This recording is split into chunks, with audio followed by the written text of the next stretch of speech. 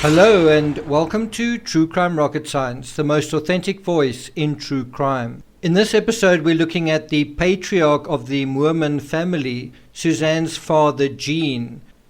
Meanwhile, on Patreon, we've been looking at some of the intertextualities in another case, a much older case, that has certain intertextual similarities to the Morphew case.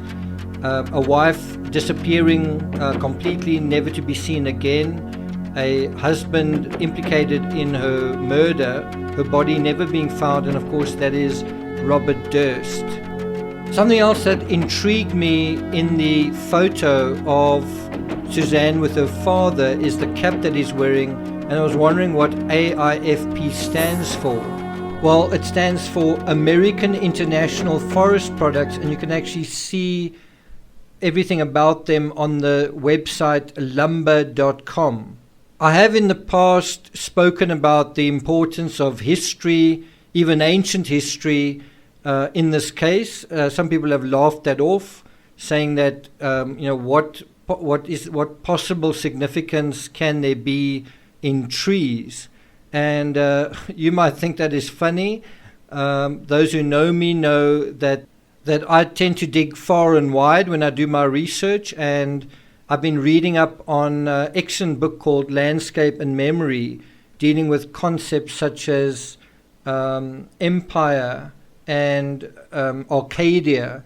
And there's actually a famous artist, Thomas Cole, in 1833, between 1833 and 1836, he painted a series of paintings dealing with the cycles of empire. And they included the savage state, the Arcadian or pastoral state, which is seen as ideal, the consummation of empire, destruction and desolation. And I think that is quite analogous to this particular case and the evolution, in a sense, of the Morphew family. In the video after this one, I'm going to be doing an episode on where the remains of Suzanne likely are. And it's really taking a leaf out of Plunder's video that she put up today. I'll put a link to that in the description if you haven't seen it yet, but I do recommend you watch her video first, and then I'll be taking some of what she's spoken about there, taking that into a little bit more depth, into a little bit more detail. Meanwhile, if you haven't subscribed yet to the channel, please do. Like, share, leave a comment. Thank you to the 100 or so who've subscribed since the last video. And let's get started. So Gene Moorman is Suzanne's father. He died in 2020, the same year that she disappeared. And we're going to deal now with him as a person and to see to what extent her father shed some light on not only Suzanne, but the people and the situation, the circumstances in the story. So I think what is the first thing that is really interesting is that her father died on November 11th, 2020. He was also suffering from cancer. He'd had a 9-month battle with nodular melanoma. So if you take that back, 9 months means he must have been diagnosed with cancer around about March, right? And that means that at the same time that Suzanne was recovering from cancer, her father was sort of starting to, diagnosed with it, starting to suffer from it. And of course, he was quite an old guy. He was 87, and so if you get cancer at 87, it's a little bit difficult to get out of it, at that sort of advanced age. So this is his backstory. Suzanne's father, Gene, was born in April 13th, 1933 in Kokomo, Indiana. Now, I've already told you that I believe May is a very significant month. Well, think about the fact that her father's birthday was a month earlier. Now, wouldn't Suzanne have wanted to attend his birthday, go to his birthday? And possibly she couldn't because of cancer treatment. It's difficult to know. We don't know what happened on that birthday, but it certainly was something that probably figured into Barry's psychology. The aging father, but also, him turning 87 that year, and then also at that point he'd already been diagnosed with melanoma. And so there's kind of this creep of death in terms of the Morphew family. Her mother had already died, her father was now sickly, and his daughter was also had been sickly, was recovering. And so you've got to imagine what Barry must be thinking about this. So he was the son of Ivan and Dorothy Moorman and was a graduate of Alexandra High School, class of 1951. And as far as I know, I think Barry attended the same school, which means that the shadow of Suzanne's father may have, or not necessarily the shadow, the legacy of her father may have been very much in that area. After high school, he married Adrienne Burnett, that's Suzanne's mother, before being called into the army, where he helped build several military camps in Wisconsin and Michigan. So he's an army guy. It's obviously someone who would also have familiarity with the outdoors and with guns and that sort of thing. You might think it's irrelevant, but it's just a simple fact that certain people who serve would just be familiar with those sort of things. I think the other important thing to mention is he married Adrienne, Suzanne's mother, and he also outlived her. He outlived Suzanne's mother and then married someone else after she died. And I think her mother also died of cancer, if I'm not mistaken. I could be wrong. Then in the obituary, and I'll put a link to that in the description as well, it says that he had a long and colorful career. Gene and Adrienne purchased Olson's B&K root beer stand in Anderson, Indiana in 1962, and it was renamed Gene's Root Beer. It has been a staple in the Anderson community ever since. After purchasing the root beer stand, Gene purchased a farm in Mears, Michigan, that he'd seen while in the army, where he proudly grew Christmas trees for sale at the stand for nearly 60 years with the help of his son Andrew Moorman and family. Now, if we pause on that particular point, now I've already said I see that there's a significance here to trees. There's a ancient aspect to it. There's a cyclical aspect to it. There's also the thing of it happening kind of seasonally and being carried through generations. Just in the same way that forests have generations, you also have families who own farms with forests on them. You can have something similar. Now, and there's a whole psychology attached to trees, the root system, the shadows, the growth rings, and all that kind of thing. We're not going to go into that here, but I will go into that in a separate video. Now, what we see here is that Gene grew Christmas trees for sale. So it's the same concept of you grow a tree only to uproot it and transplant it, right? It's a similar psychology to what Barry would do in terms of growing trees, but for landscaping purposes. It's the same kind of idea, except the one tree is decorative and the other tree inside the home, and the other tree is decorative outside the home. Think about it. Growing Christmas trees for sale means you are growing them outdoors for use, generally, I would say, indoors, right? And for landscaping, I think it tends to be used outdoors, but it's probably often in a sort of Arcadian setting, a sort of a setting around gardens and landscape terrain. Does that make sense? The part that I'm trying to emphasize here is that what Gene did, Barry also did in a similar vein. It's also working with trees and, cultivating them, kindling them, only to uproot them and transplant them. And then didn't that psychology carry over into what he did with his own family? Cultivate, uproot, transplant. You see, get what I'm saying? And if that is what you're doing with trees and with your family, couldn't you do something similar with human remains. So more about Gene. He was a member of the VFW, which is Veterans of Foreign Wars of the US. It's the largest and oldest war veterans service organization. And then I did some research into Elks. He was also a member of Elks and the Eagles. I'm not 100% sure what that is. As far as I can see, it might be some kind of fraternity. I don't know whether Eagles has got anything to do with Scouts, but probably not. But I'm sure some of you on this channel can probably point us in the right direction.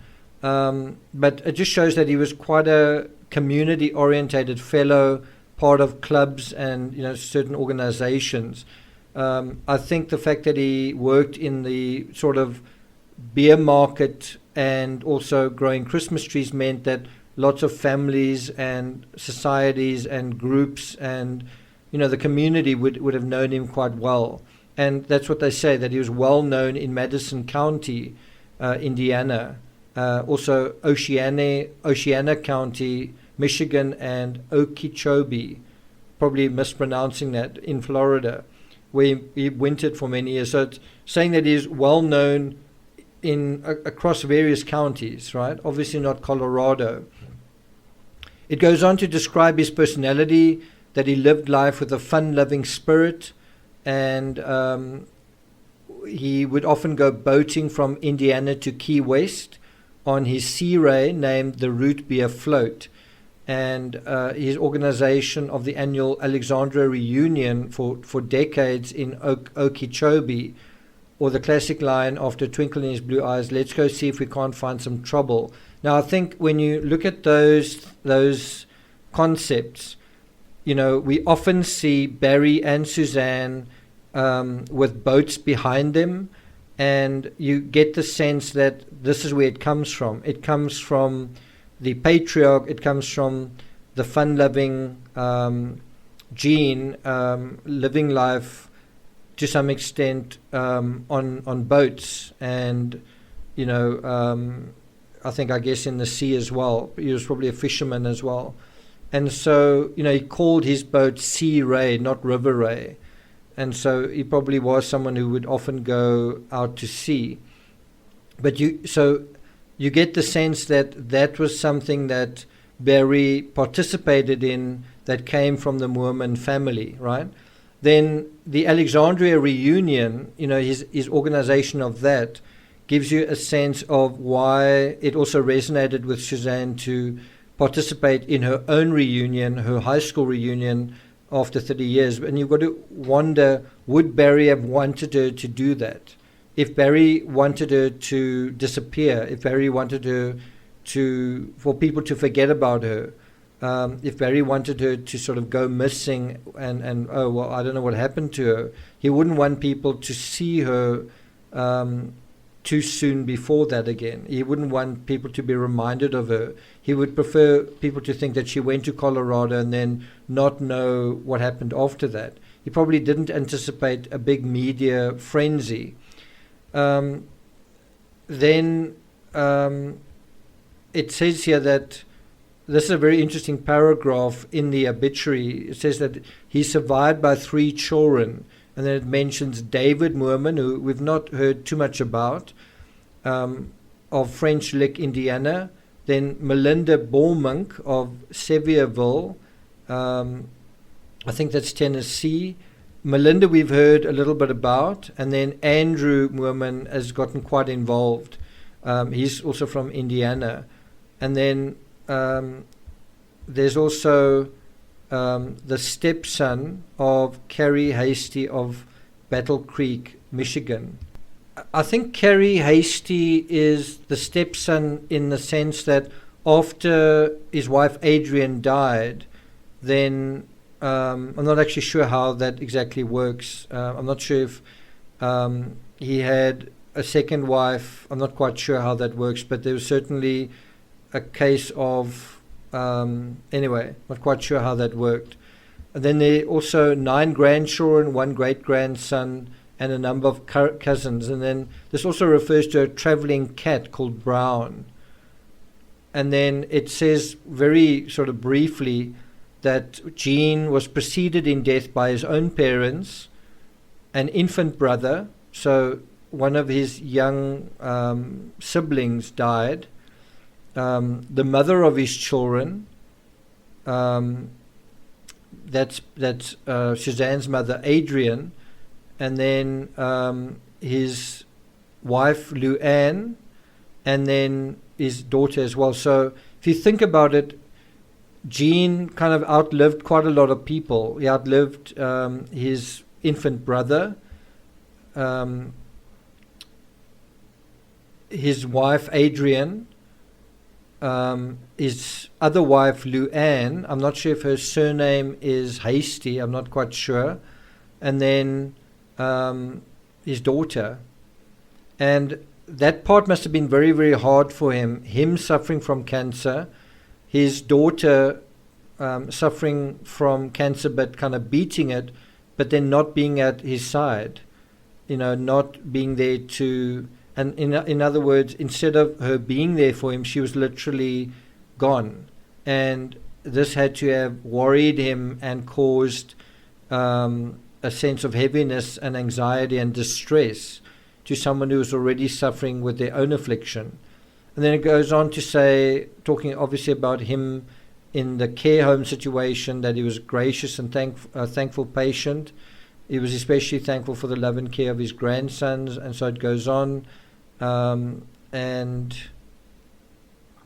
it refers to him asking to be cremated and have a life celebration held in the spring of 2021. It's interesting that Gene wanted donations, or the family requested that donations be made on Gene's behalf to, for example, a local domestic violence organization. It just makes one wonder, is that related to the circumstances of Suzanne's death, or does it go beyond that? Were there any instances of that? So what do we make of all of this? And I think there are a couple of things that you can extrapolate from this in a even broader intertextual sense. And what I mean is, if you look at another case where the patriarch died close to the context of the circumstances, in this case, Suzanne's father died after Suzanne disappeared, but he was diagnosed before she disappeared. I think that's quite interesting.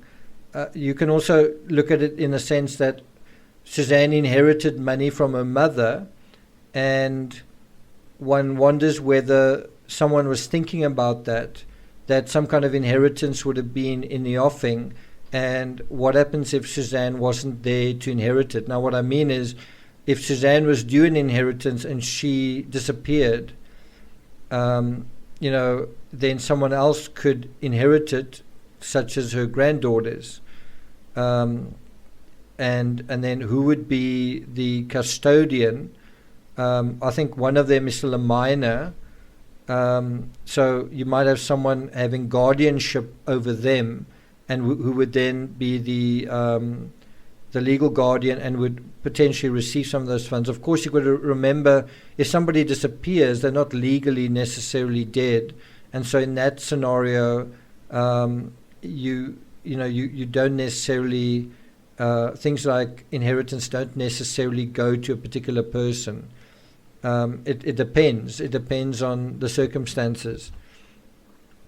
A lot of people think you can commit a crime and then the insurance is going to go to the person committing the crime. Well, the insurers have got to be certain that something like that is not happening. There's a saying in my country that the bloody hand cannot sort of benefit, meaning, someone who perpetrates a deed like that, in order to get hold of insurance money, inheritance money, well, there's a law that actually interferes with that. And a lot of people don't seem to be aware of that. So I think it's important to bear in mind in the Patrick Frazee case that his father died shortly before Suzanne died, a couple of months before. And his siblings were bickering about inheritance at the time that Kelsey Bereth quote unquote disappeared. The timeline here is also quite interesting.